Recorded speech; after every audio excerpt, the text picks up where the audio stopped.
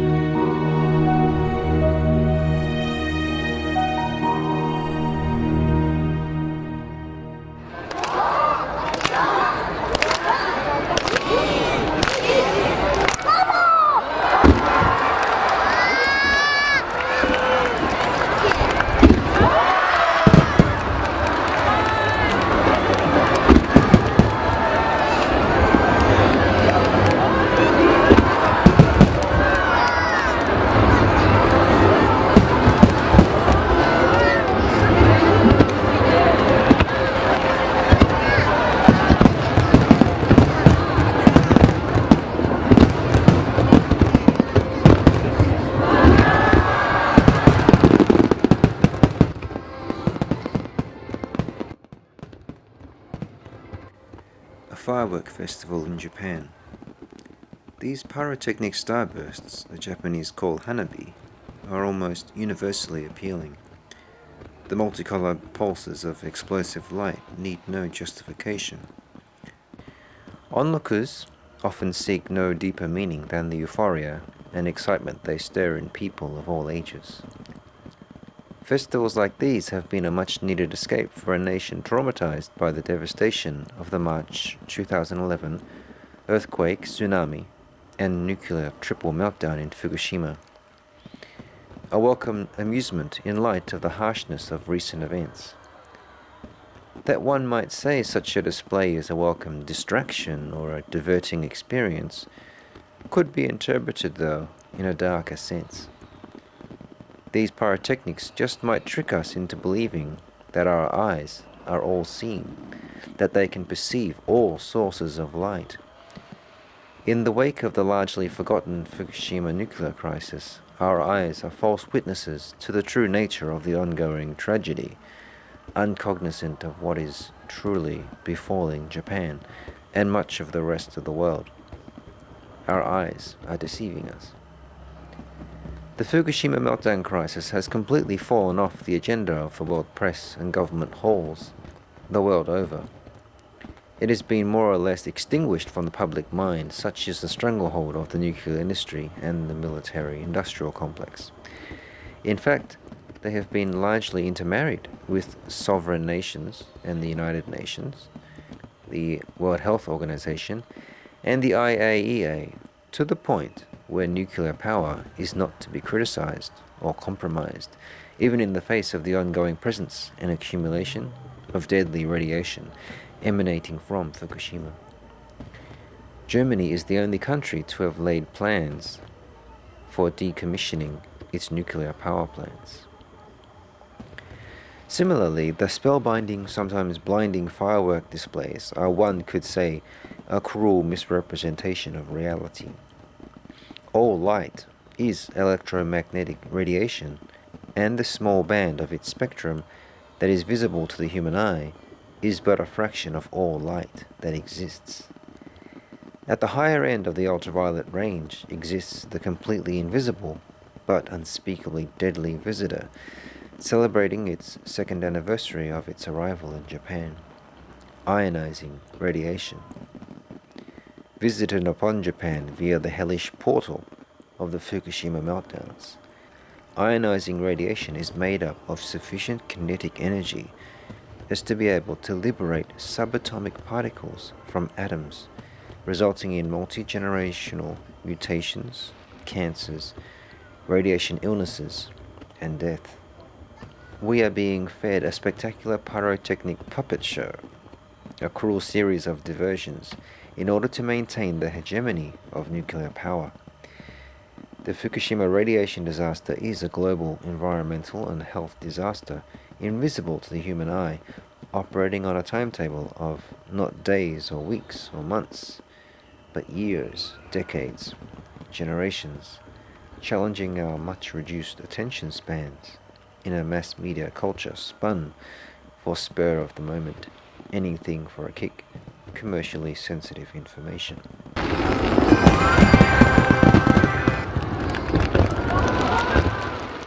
The Japan Times, with the ironic creed of all the news without fear or favor, reported recently about the attempts to purify contaminated water that has been used to cool the 3 melted down reactors at Fukushima. The article treads carefully, but subtly suggests that the water indeed can be purified to the extent where it can be released into the ocean. An NHK documentary recently recreated the breathless events in the days after the March 11 earthquake at the Daiichi plant, but ultimately blames unforeseen equipment failures and not the lack of safety checks and equipment upgrades mandated by official regulations that were ignored by TEPCO and condoned by the Japanese government. Also not featured was the culpability of General Electric's reactor design and its cozy relationship with the IAEA and the US government. Nor is mention merited regarding the release of plutonium seawater into the Pacific. The omissions go on and on.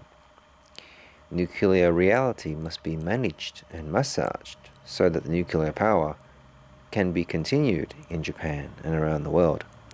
On the second anniversary of the earthquake and nuclear meltdown, elements of the American media published quite ludicrous articles declaring the threat of radiation and contamination to be overblown, and even a positive thing in some regards. Already 40% of children in Fukushima have developed abnormal thyroid cysts. There have been 3 confirmed cases of thyroid cancer. While the 3 cancer cases may seem to be insignificant, it took residents of Chernobyl 5 years to develop similar cancers.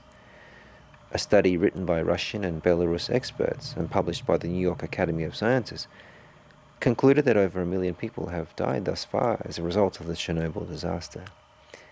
It seems we are on track, ahead of schedule even, for a repeat of this death toll, but it seems more than likely that Fukushima will overtake Chernobyl in casualties, given that at the Fukushima meltdown there were 3 complete reactor meltdowns, not the one at Chernobyl, and the multiple meltdowns occurred relatively close to densely populated regions of Japan. Within Japan there has been significant social dislocation due to the nuclear crisis. There have been numerous cases of families and individuals leaving Tohoku and surrounding areas. Some residents of Tokyo, notably Ichikawa and Urayasu, where radiation hotspots are most prevalent, have had a marked decrease in their populations. で同時にそういう事態が生じると福島県からどんどん避難する人たちが出てきています。子どもたちを抱えている親を中心に、避難地域でない人たちももう避難すると。東京都も福島原発から250キロ圏にある東京都民でさえ東京から避難するというような状況まで起きてきていて、The slow and voluntary evacuation of the Fukushima region and Tokyo by Japanese not trusting of government assurances that low doses of radiation are safe is itself by no means a guarantee of safety. Dr. Chris Busby, advisor to the EU on radiation, declared that the incineration of radioactive debris across Japan is an attempt to spread the radiation as evenly across Japan as possible, so that it distributes ensuing cases of cancer on such a broad nationwide scale that it absolves the nuclear plant owner TEPCO of inevitable lawsuits from parents with children, with soon-to-be manifesting cancers in Fukushima. At the same time, I hear reports from Japan, from mothers of children, who say that they're showing all of the signs of contamination with cesium that were also found by my colleague Professor Yuri Bandashevsky after Chernobyl in the areas of Belarus that were contaminated similarly with this substance, cesium-137. And what it did there was that it went into the heart muscle and it caused conduction difficulties and destroyed heart muscle. So the children in Belarus were suffering heart attacks and arrhythmias. That's when the heart doesn't beat properly.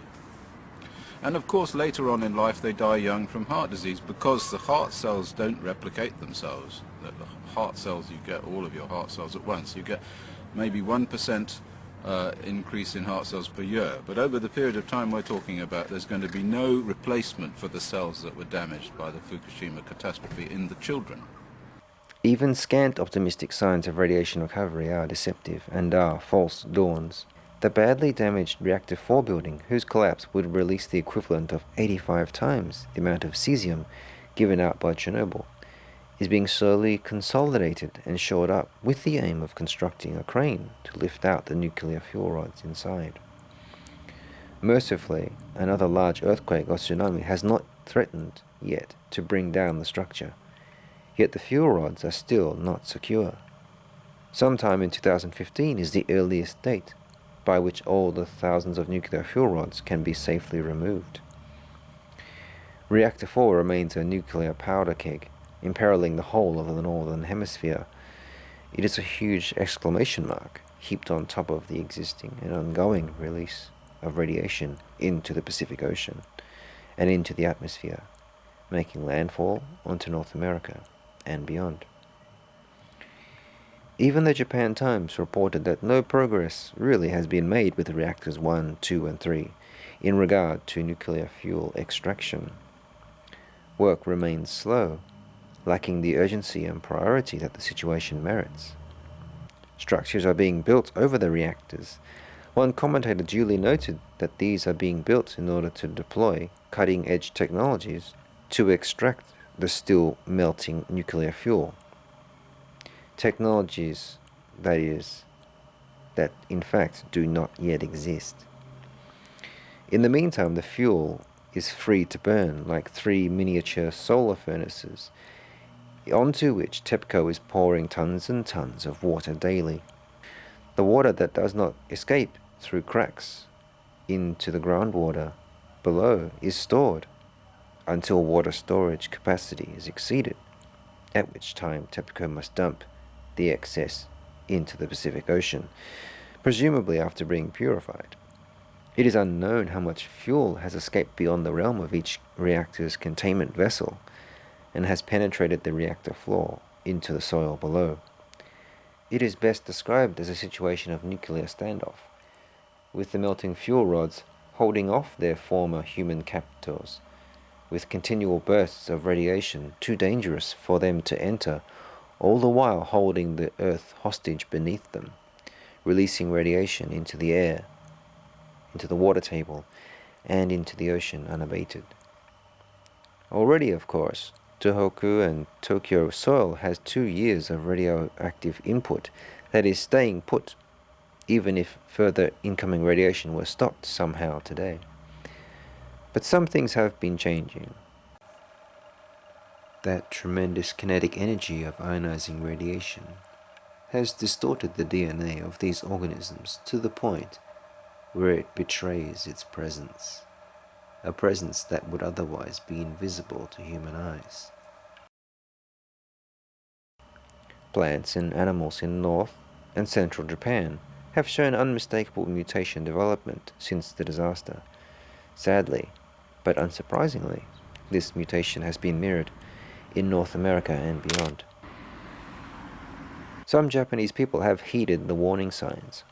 There is a small number of Japanese radiation expatriates, or perhaps more bluntly put, radiation refugees. though no government would legally recognize them as refugees currently, even though they face an invisible radiation persecution. It is difficult to ascertain their numbers, but it is a growing phenomenon for those Japanese who have the not inconsiderable financial means to move overseas. Not satisfied with merely moving to the western or southern regions of their country, some Japanese have opted to sever their physical bonds with their hometowns and homelands, so integral to their culture and identity. Today I am meeting with a Japanese woman who has relocated to Melbourne, Australia from Yokohama, Japan. Sachiko, not her real name, was reluctant to be filmed and to have her voice recorded. We spoke for an hour about the crisis and its effect on Japan, and broadly about her situation and her friends' experiences. At the time of the accident, she and her Australian husband and daughter were living in Australia, but shelved their plans to move back to Japan. Her friends and relatives contact her now and then asking about when they will return or visit them. Sachiko is evasive on the subject to them and will not give any future dates. She relates to me briefly the situations of 4 other newly arrived Japanese families in Melbourne that she meets regularly and mixes with. They all moved here because of the radiation the Japanese government says is benign. One of the families first fled to Okinawa, but with the contamination of the Pacific Ocean and the acceptance of contaminated food imports from Tohoku by the mayor of Okinawa, they decided to move on to Australia. Another family decided that the father should stay in Japan and work, so as to financially better sustain the mother and children's stay in Australia. Another mother divorced her husband, leaving him in Japan, separating over differences of opinion on how to best protect the children. For Sachiko, the radiation peril has effectively split Japan into 2 halves, severing the social and cultural fabric. For working husbands and their families, company life is often synonymous with their family life. Before 3/11, most mothers would go along with their husbands' long absences, working late and entertaining clients on weekday nights and on weekends. The radiation has put this into a much different perspective, and for more and more Japanese mothers, it is no longer binding them so much to their work-devoted husbands. The Guardian reported that there is a rising tide of genpatsurikon, radiation divorces, in affected areas of North and East Japan and the densely populated Kanto area. Sachiko's parents and children in her area of Yokohama are getting sick more often. She believes also that the radiation aggravates existing illnesses and health conditions, as one might expect from radiation-weakened immune systems. The radiation has divorced the normal harmony-conscious Japanese themselves into 2 groups: the Anzenshu, those who believe the radiation is safe, and the Kikenshu, those who believe the radiation is dangerous. When I asked Sachiko about why she was not satisfied with merely moving away to the Kansai or Kyushu regions of Japan, she was unequivocal. She does not trust the Japanese government, believing them to be controlled by the US government, or better yet, the nuclear power lobby ensconced within the halls of Washington. After all, the Japanese government has successfully pressured governors all over Japan to incinerate nuclear waste in their prefectures and accept radiation-tainted food onto supermarket shelves. The Japanese Board of Education is forcing school children to eat and consume government-sanctioned school lunchboxes, kyushoku, laden with radiation-tainted food from the Fukushima area. Across Japan, there have been numerous reports and hearsay of children getting sick from eating kyushoku. This is what Sachiko's daughter would be eating daily if her parents had moved back to Japan. 学校もそうですし、給食の問題でも放射能が入ったものが子どもたちに出されて食べさせられているので、給食も全然検査もされないので、採取だけじゃなくて大阪そうですね、大内の阪も、学校のはい、給食を食べている人は体調が悪かったりとかも、そうですか。はい、聞きますね。うちは食べさせてないですけど。 When I asked why, despite the huge anti-nuclear protests to date, the majority of Japanese people still do not protest or storm their government halls, she alluded to the oft spoken of Japanese dislike of being singled out as being different, let alone, heaven forbid, being seen as the slightest bit belligerent. Deru kui wa utareru, the nail that sticks out gets hammered down in Japan. I heard this phrase many times while in Japan over many years before 3/11, at times believing it and sometimes less so, but I never thought it would apply as a pretext not to react in the face of such obvious radiological danger as that presented from 3 melted down nuclear reactors, for fear of being different. Yet it has held fast. Despite the unprecedented schism in Japanese society between the Anzenshu and the Kikenshu, this rupture, along with the Genpatsuriko, has still not broken the unrivaled capacity of the Japanese to carry on in the midst of the radiation peril. After the earthquake, tsunami and radiation disasters of 3/11, a powerful and overpowering trait arose among the Japanese. A simple translation of this trait that Japanese call gaman would be perseverance, but a better summary is perhaps this: enduring the seemingly unbearable with patience and dignity. It is a term employed against the backdrop of severe adversity, while always maintaining one's self-control and self-discipline without complaining or voicing doubts, collaborating together and burying one's own personal problems and deepest reservations to achieve goals, often mistaken by uninitiated Westerners as mere weakness or timidity. The word, it implies patience, it implies perseverance, it implies suffering in silence, really. And so there's a value about being strong in difficult circumstances. So there's actually a strong cultural underpinning of we don't panic, we don't freak out, we don't overreact, we strengthen ourselves and we do what needs to be done.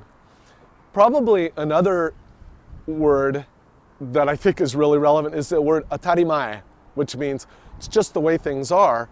And atarimae kind of applies to people in the culture understand what you're supposed to do.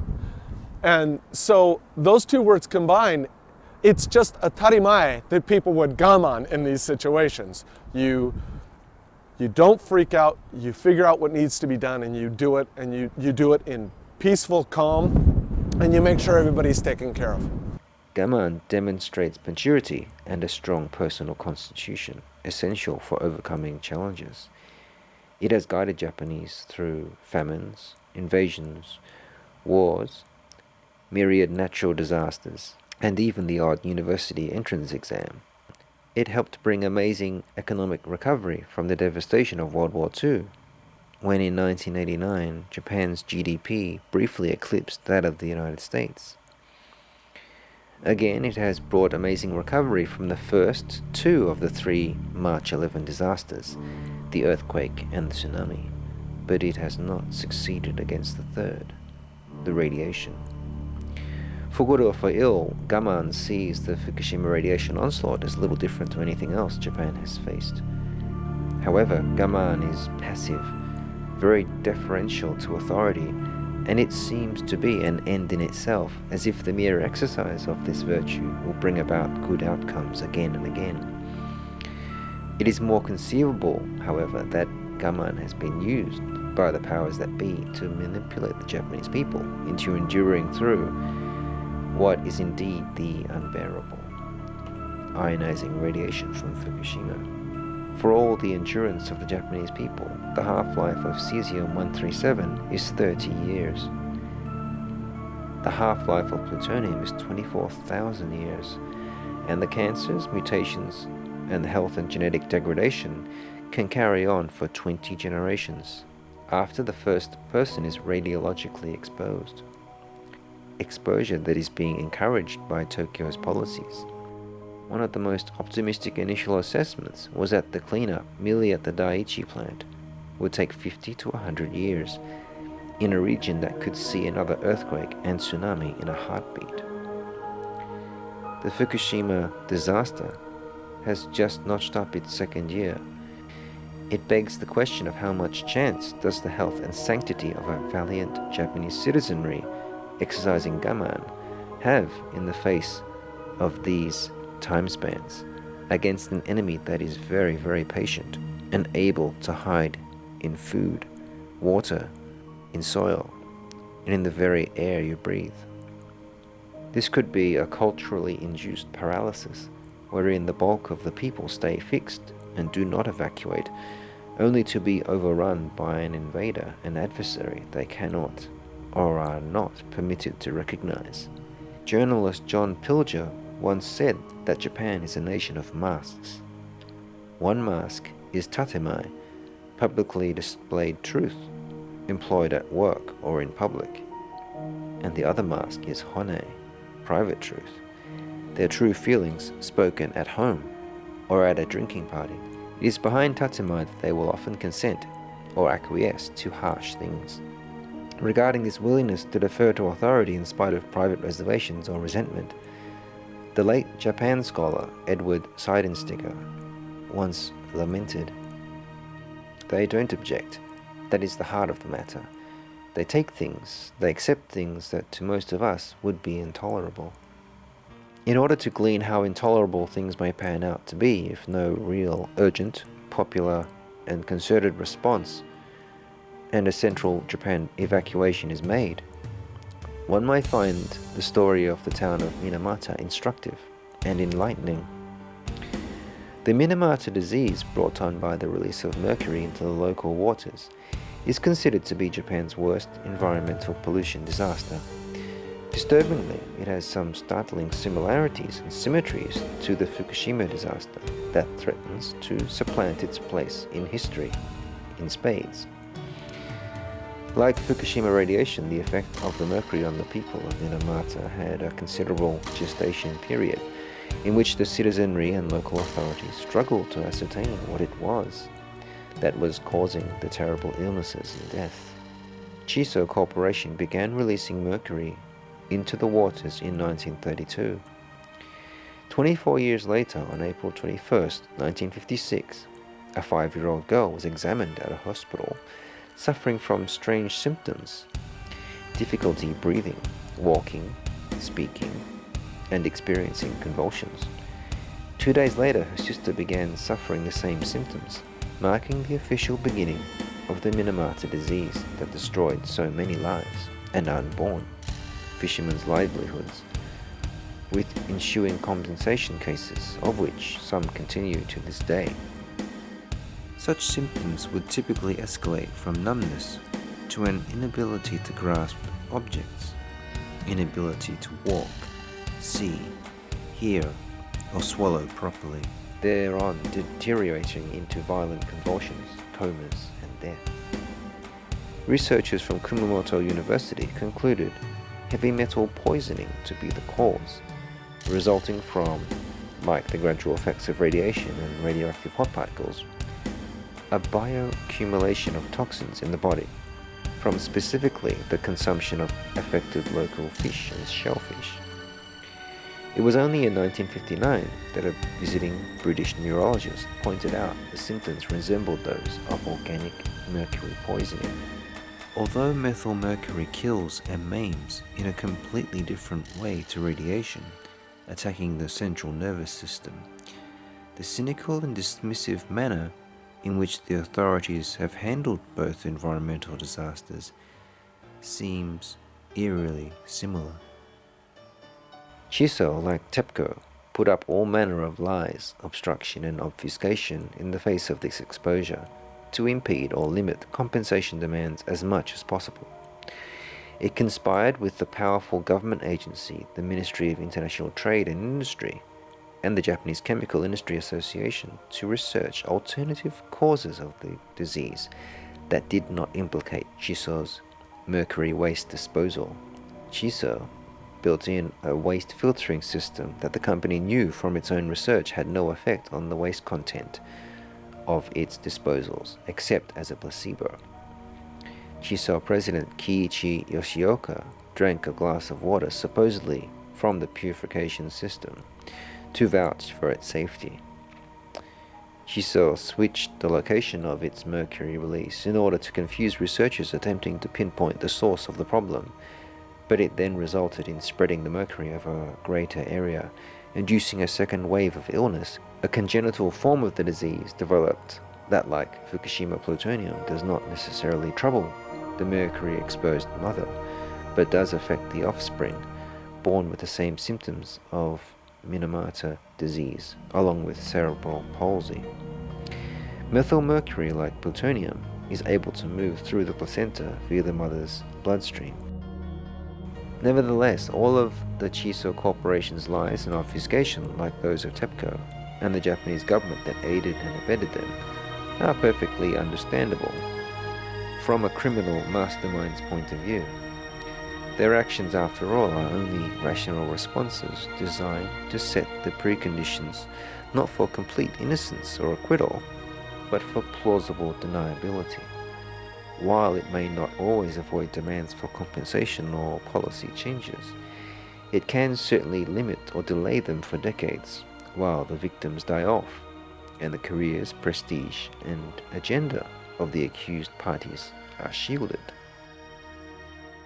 For all the considerable protests of Japanese people to date at the restart of some nuclear reactors thus far, it has been typically placid and orderly.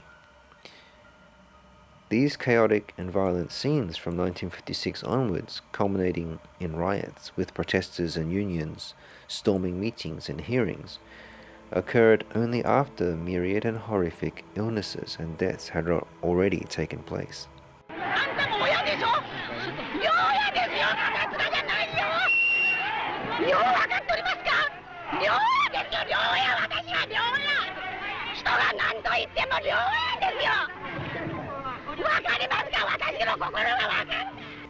If we take 1932 as the year Minamata began, and the vociferous public outcry beginning after 1956, then in 2013, 2 years after the 3/11 meltdown, we are still very early in the gestation period, where we are yet to discover and fully comprehend the scale and nature of the health disaster to hit. Yet such is the overwhelming scale and distribution of the radiation encouraged by Japanese government policy, it probably won't even take a decade for widespread cancers and deaths to become obvious. Even with the confirmed cases of thyroid cancer in Fukushima, children, even some adults suffering from dizziness, chronic fatigue, nosebleeds from Fukushima to Tokyo, myriad mutations of plants and animals, a peer-reviewed medical study confirming 14,000 American infant deaths in merely the 1 year from the meltdowns. There is still yet no official acknowledgement, either from Tokyo or Washington, of the role of Fukushima radiation. Fukushima is Minamata repeating itself. The question is, how long will it be, and how many will die before the problem is officially recognized? The Japanese government thus far have only deemed the health problems of Fukushima residents as psychologically induced, and Washington and the World Health Organization have still maintained that not one person has yet died from Fukushima radiation. For now, parents like Kenji and Aiko Nomura, who live in Fukushima, featured in the Guardian article, privately agonized to themselves while waiting for an unlikely government evacuation order. Is this the year one of our daughters will become sick? To labor an obvious point, this time the victims are not a small fishing town in southern Japan, but will be a global community that may easily resort to similar but wide-scale violence when met with the continual violence of government and corporate inertia, empowering the deadly poisoning of its own people. The question is which and whose violence is more reprehensible? And could any violent reaction from the public be deemed as mere self-defense against a corporate government that will not stop kettling them in irradiated environments, not issuing evacuation orders for zones with clearly radioactive soil such as Tokyo itself, and killing them softly with lies and half-truths? As noble and admirable as Gaman is, it is still born of a human host. People can only endure so long until they either suffer and die from the contamination or fight back. Across the Pacific in North America, the lack of reporting on Fukushima, as well as a belief in the tyranny of distance that would normally keep Americans and Canadians safe, to the point of dangerous complacency, have combined with the not-so-unique American cultural paralysis brought on by, for want of a better word, unconditional love. The unconditional love of pop/football/idol culture that largely preoccupies the mind of Westerners, to induce, when all is said and done, the same sedated passivity as Japanese gaman in the face of a flood of very hot and irresistible Japanese imports, this time not from Sony or Toyota, but Tokyo Electric Power Company.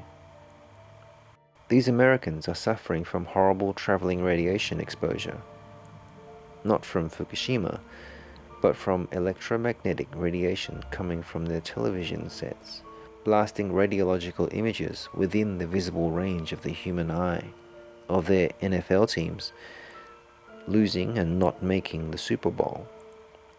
Whether it is gaman or pop culture, they result in the same thing, the control of large populations, so they remain in their radioactive killing zones.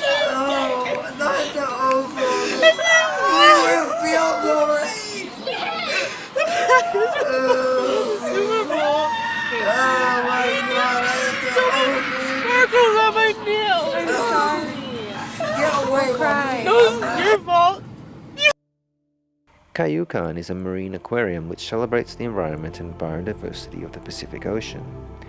The name Kayukan, Ring of Fire, alludes to the volcanic fault line that virtually demarcates the outer limits of the huge oceanic expanse that is the Pacific Ocean. These plants, animals, and organisms inhabit another radiation front line that is in the path of the ocean-going radiation from Fukushima. As the triple reactor meltdowns at Fukushima caused many uranium oxide fuel rods to heat up and melt, the many tons of seawater used to cool them down duly reacted with the uranium oxide to form what is called radioactive buckyballs, tiny microscopic nanospheres shaped like footballs, somewhat similar to an ICBM that can deliver nuclear warheads thousands of miles away. These buckyballs are impervious to dissolution by seawater. This microscopic delivery vehicle has been confirmed to be deploying uranium to the beaches of the west coast of North America, complementing the airborne radiation delivered by trade winds and precipitation. A ring of fire in every sense of the word. The term has come to shed meaning even beyond earthquakes, tsunamis, and the new kid on the block, that is Fukushima radiation. Already beset by earthquakes and radiological disasters, Japan finds itself in what has been described as an economic ring of fire by economists who include debt in their economic models, and thus were able to predict the beginning of the global financial crisis in 2008. Japan joins the United States, the United Kingdom, and Greece as nations that have accumulated unsustainable levels of debt to GDP. Though each of these nations' massive overarching debts have unique characteristics, Japan stands alone as the worst in the class, with a debt equal to an unbelievable 200% of its annual GDP. Kyle Bass is a highly respected fund manager who has been seeing some nasty writing on the wall and makes some very fearful predictions. Bass sees hyperinflation as a very likely imminent scenario, as the Bank of Japan will have to keep printing money in a forced devaluation of the yen, wiping out the retirement savings of millions of retired and soon-to-retire Japanese, and the economic prospects of their ever-dwindling numbers of young workers. And now I think they're about to engage or see what happens when a vol event takes over, and people realize that they're in an untenable situation, and I think everyone will realize that all at once. And how will that manifest itself in the markets? What will happen? Yeah, I think the yen will weaken significantly, but what I'm talking about is a loss of confidence in the currency's kind of purchasing power. And it means north of 200 in the yen to the dollar. 200. I think what you have to realize is when your debts are 24 times your central government tax revenue, and you have a secular decline in population, and all of the things are finally catching up to you, what happens when you have a debt crisis? Well, your currency collapses. The currency is a discounted present value of the future interest rates, and I think interest rates finally take off. And we're actually one of the few people in the world that believes their interest rates can move, and we think they're going to move uncontrollably once the yen really starts to move in a disorderly way. And what are the ramifications beyond Japan? I think so. Outside of the financial aspect of things, you have the more personal aspect of things. You have a third of the Japanese population is over the age of 60. You have almost a quarter over the age of 65. At a point in time in these people's lives in which they need their retirement savings, I think they're going to lose 30 to 50% of their savings. So it's going to be a social problem. Right? This is going to be a problem that has wide-ranging ramifications from a social perspective. I think the social fabric of the country will be torn.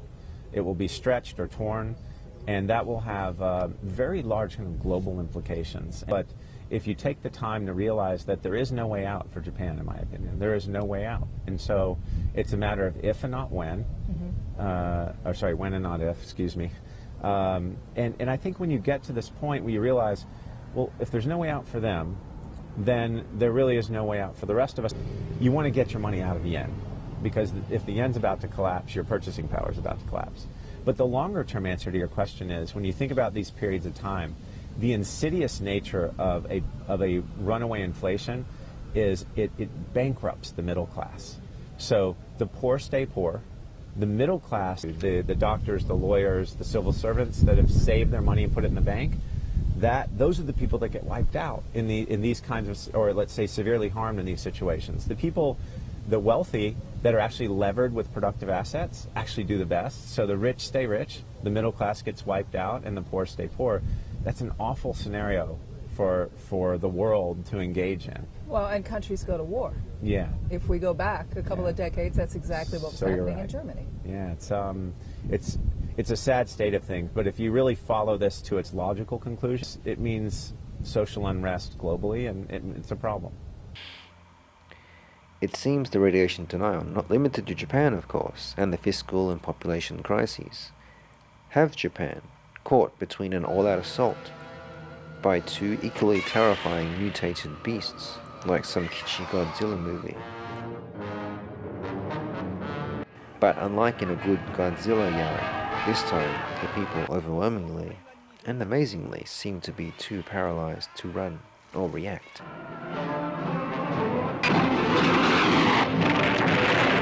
The second birthday of the great Tohoku earthquake, tsunami and radiation disaster is an unhappy one. The Japanese and US governments and the mainstream press have been eagerly pushing their own agenda of what the anniversary should be about. Emotive remembrances, thoughtful-looking ceremonies designed to comfort and provide closure. Yet what they are really trying to do is to frame the narrative so that 3/11 and the Fukushima disaster remains in the past tense and does not compromise nuclear power, which is a front for the production of plutonium for nuclear weapons.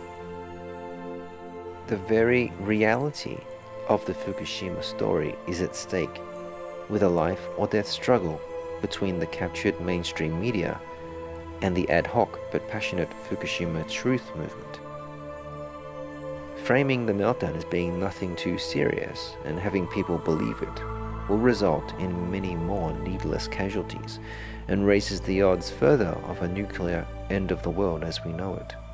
As 3/11 hits the terrible twos, smaller but myriad voices must shout out in greater collaborative numbers that the Fukushima disaster is not over, and that it continues to kill and tear apart the great nation of Japan, and is still contaminating the oceans and nations, populations and ecosystems downwind of it. The radiation already released is not escaping to some inconsequential away place. It is being assimilated into our biosphere as I speak these words, destroying it from the subatomic level upward. However horrifying this seems to decent people, it is entirely consistent with policy initiatives at the very top of the power structure. The United Nations has a terrible track record when it comes to preventing genocide, and a competent record of encouraging them. In Rwanda in 1994, the UN allowed the mass killing of anything from 800,000 to 1 million plus people in ethnic cleansing by withdrawing and not reinforcing its troops when its own observers were reporting the beginnings of the genocide. Similarly, the US stood unmoved in light of the killings. There are of course good people too in the organization, but those who are promoted to the top and those in charge of policy ensure the agenda is anything but good. Dennis Halliday resigned his post as UN's Assistant Secretary General in 1998, as he declared that we are waging a war through the United Nations on the people of Iraq. We're targeting civilians. Worse, we're targeting children. What is this all about? The policy of economic sanctions is destroying an entire society. 5,000 children are dying every month. I don't want to administer a program that satisfies the definition of genocide. Over 1 million Iraqis died, including 500,000 children, as a result of the United Nations policy. This was all before, of course, the second US invasion in 2003. The lack of response from the UN to Fukushima is commensurate with these past episodes. The fact that Fukushima radiation may hurt the whole planet has not yet merited much UN concern. After all, the UN is planning what they call neo-humanity, in which humans are replaced by artificial intelligence, cybernetics, nanotechnology, and other emerging technologies. As far-fetched as this sounds, this transhumanist venture at the very top of the United Nations is deadly serious policy. The world is on the verge of global change. We are facing the choice to fall into a new dark age, into affliction and degradation, or to find a new model for human development and create not simply a new civilization, but a new mankind. It is clear that today's revolution will also require the deepest social transformation. The world's community and leaders should encourage mankind, instead of wasting resources on solving momentary problems. Humanity does not have a master plan of its development. It seeks stability. It lives in the present and does not plan. To break the deadlock, the Russia 2045 movement was founded. It is a mega project intended to reach new heights and meanings. We intend to create a new vector for civilization, aimed at constant human development and evolution.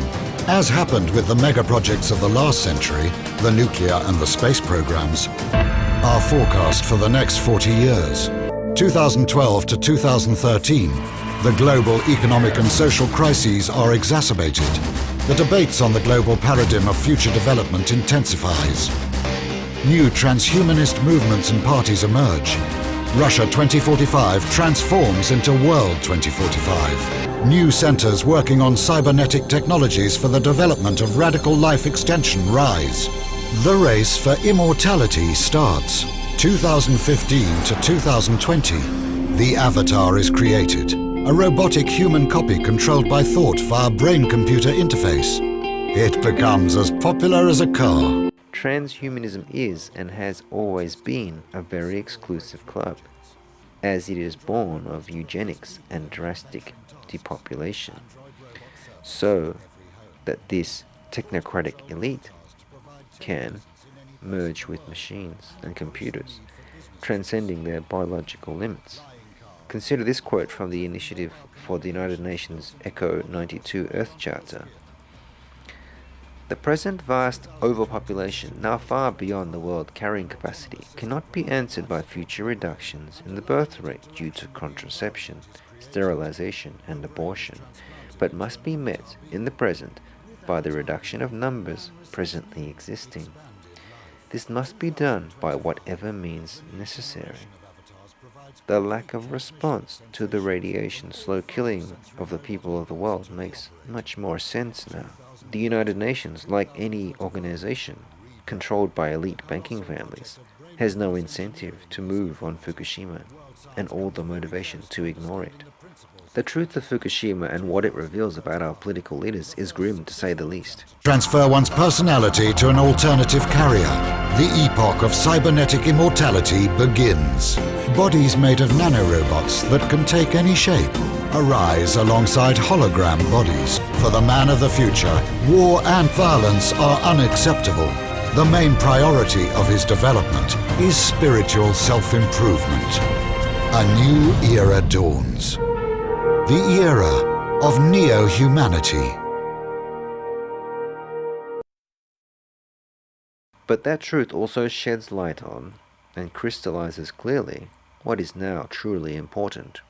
Perhaps we do need to embody a revised activist version of Japanese gaman, to endure what is unbearable, to the very end, to inform everyone of what is coming, and organize accordingly, in what are, no doubt, conditions of the greatest adversity. This is a war not of armies and bullets, but a war by other means, waged on us by the release of deadly radiation, shrouded over and maintained by collusive corporate and deeply psychopathic interests invested deeply in our governments and media. Contrary to our initial verdict, a collaborative call of gaman to fight against the lies of this enemy may get us something truly great, the survival of our planet and species as we know it. None of our current institutions, as they are currently structured, have the will to do anything about Fukushima, and therein lies the crux of our crisis, or perhaps the source of our opportunity. Our situation is dire, but it is not hopeless. In fact, it is probably only as hopeless as we permit it to be. Reykjavik, Iceland, is where a government beholden to foreign banks trying to assign their monstrous debts onto the Icelandic taxpayer was toppled by a sustained, protracted, focused, and popular velvet revolution with direct participatory democracy, with a new constitution being hammered out by Icelanders. This revolution, dubbed the kitchenware revolution since the protesters banged pots and pans outside the parliament, was not reported on by any mainstream media nor referenced in any speeches by other world leaders, as it stands as a blueprint for a successful and heretofore peaceful overthrow of an incumbent government, with policies and participatory politics responsive to the people, and unlike any other country to date, criminal investigations of the bankers and its former Prime Minister. Icelanders were blind, but at least now, in the present, since the 2009 kitchenware revolution, they have found their way.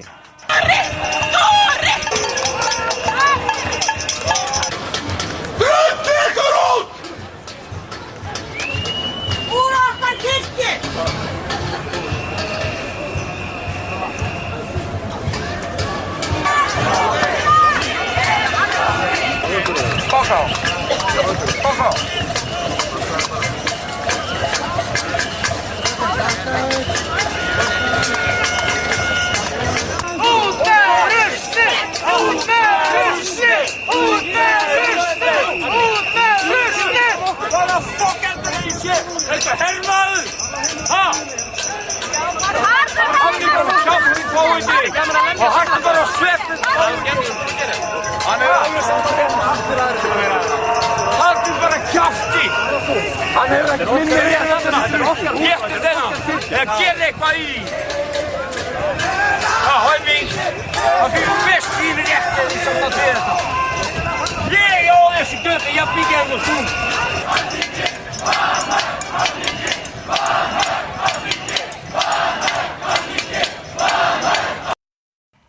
earlier we act, the more that violence can be avoided or minimized. That is the violence of people dying from radiation, and the violence of rioting when people finally understand, albeit too late for myriad victims, why so many of them are dying. To do nothing, even to be discouraged or despondent in the face of Fukushima, is to actually invite and empower the violence and the genocide. What is required is a massive collaborative effort reminiscent of the Manhattan Project in Fukushima that applies all the world's technical, engineering and scientific expertise to alleviate the danger and minimize and manage the radiation release, with working groups and teams developing ideas and applications in how to do this. What we have currently is a cash-strapped TEPCO, negligent in the first place in permitting the conditions for the 3 meltdowns to occur, and its subsequent botched handling of these meltdowns, and is now charged solely with dealing with the cleanup and accountable to no one, not even the Japanese government, let alone the international community. However, Fukushima could easily become merely the tip of the iceberg, as there are 23 nuclear reactors of similar design in the United States. Many of them have massive storages of spent nuclear fuel and are leaking radiation constantly, just inviting some catastrophic man-made or natural disaster to become a sister of Fukushima.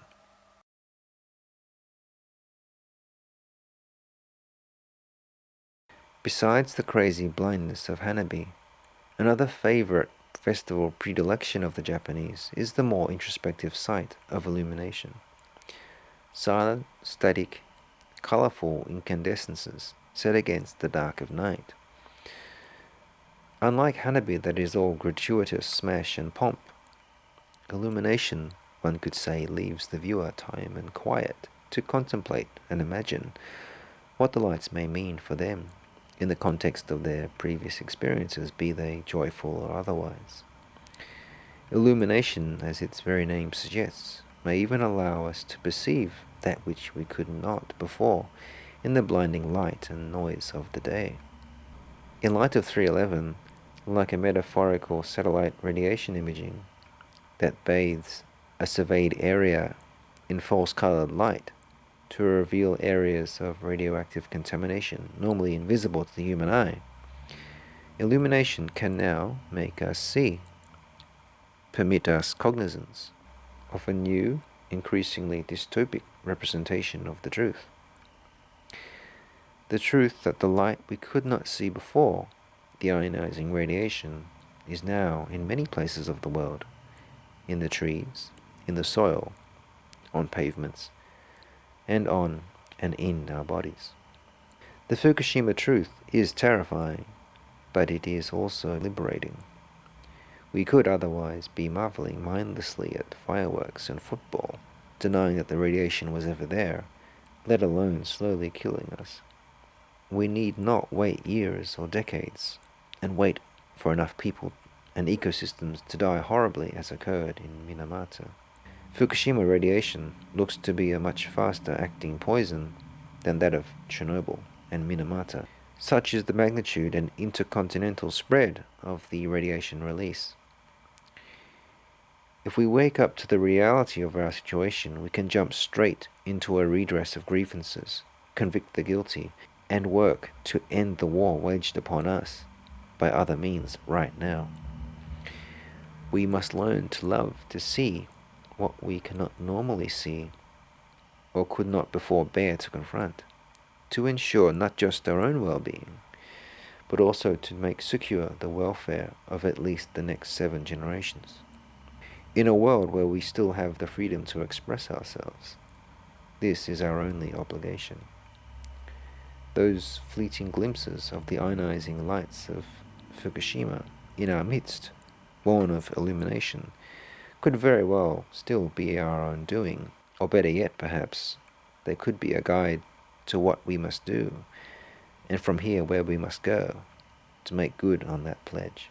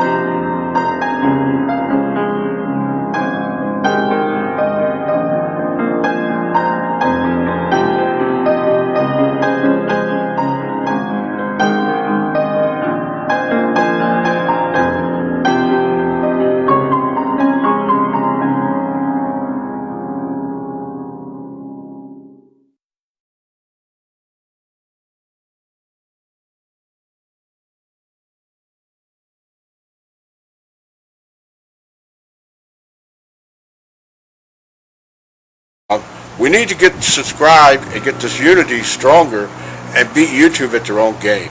Okay, that's what this is about. Like I say, go to the remix button, hit the remix button. That way you'll have this video and keep up with this. Otherwise, you know, YouTube's just going to control us, guys, and it's really bad.